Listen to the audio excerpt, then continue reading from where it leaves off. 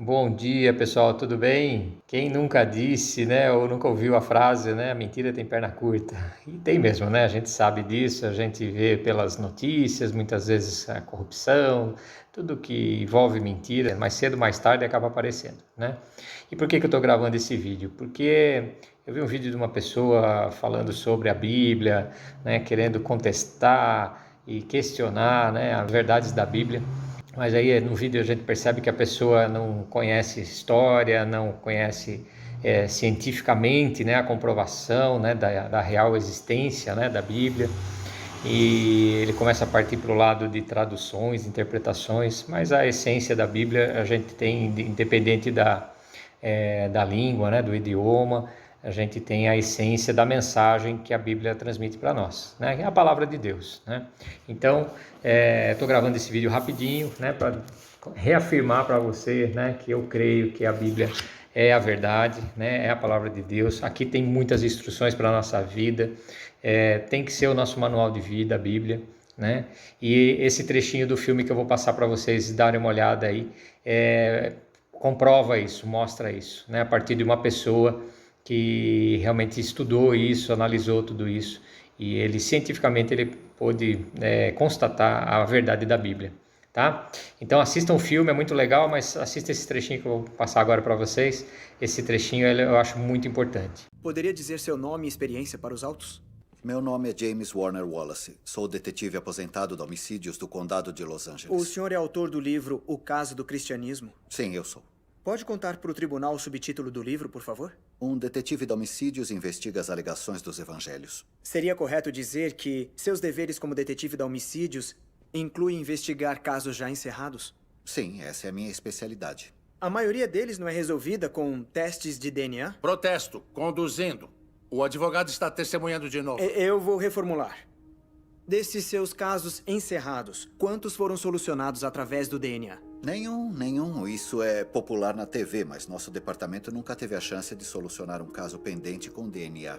E como esses casos são solucionados? Examinando alegações de testemunhas oculares, alegações que foram feitas muitos anos antes, mesmo que muitas vezes as testemunhas já tenham falecido. Perdoe minha ignorância, Sr. Wallace, mas como isso é possível? Nós temos algumas técnicas que usamos para testar a confiabilidade de uma testemunha, incluindo uma coisa chamada análise forense de declaração. Essa é uma disciplina com a qual examinamos as declarações de testemunhas oculares, procurando o que elas escolhem minimizar, o que elas escolhem enfatizar, o que elas omitem, como elas estendem ou encurtam o tempo. E quando examinamos esses relatos de testemunhas oculares, geralmente sabemos quem está mentindo, quem está dizendo a verdade e até quem é o culpado. E o senhor já aplicou essas técnicas fora da alçada ou do âmbito oficial?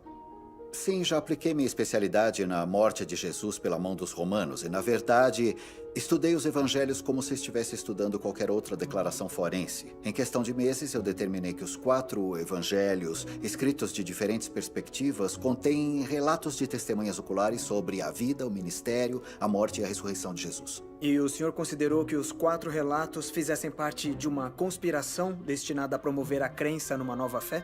É preciso considerar as conspirações ao avaliar relatos de testemunhas oculares. Mas conspirações bem-sucedidas normalmente envolvem um número pequeno de pessoas. É mais fácil 2 pessoas mentirem e conseguirem guardar segredo do que 20. E esse é o verdadeiro problema com as teorias de conspiração relacionadas aos apóstolos do século I. Era muita gente tentando sustentar essa conspiração durante um período muito longo de tempo. E, pior ainda, eles sofriam uma pressão sem precedentes, uma pressão inimaginável. Cada uma dessas pessoas foi torturada e morreu pelo que alegava ter visto, e nenhuma delas jamais retratou a história.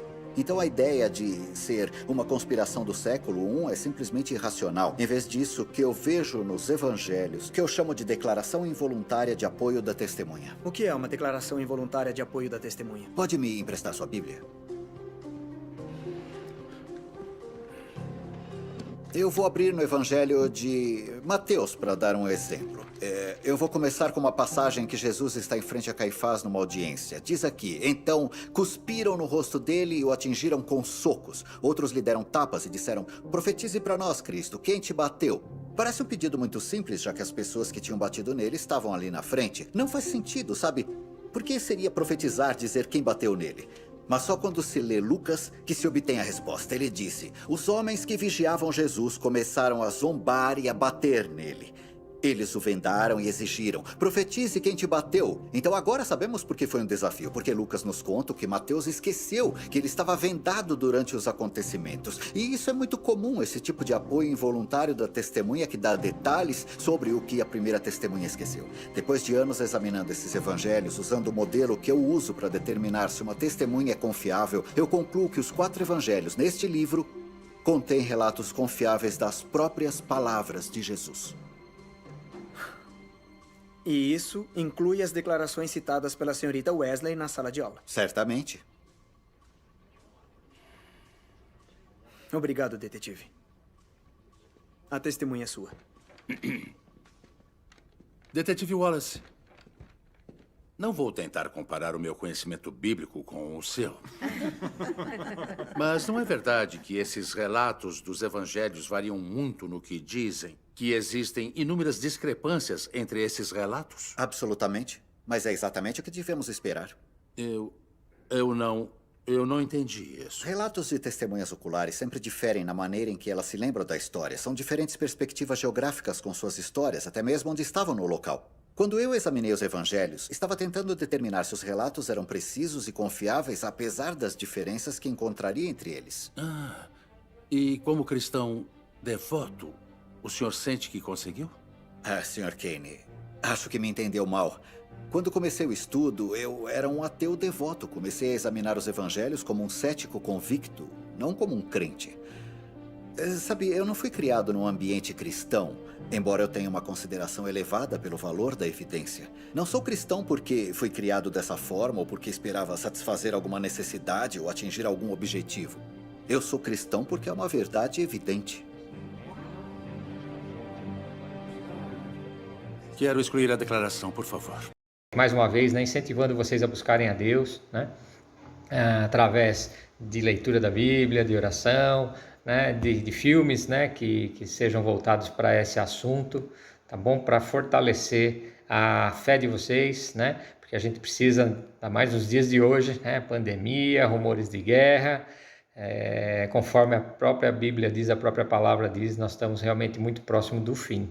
Então nós precisamos estar bem firmados em Deus, né? Porque quando nós terminarmos a nossa passagem aqui pela terra, a gente vai estar junto com Ele. Um grande abraço, que Deus abençoe a todos, uma ótima semana para todos, próspera, abençoada. Tchau, tchau.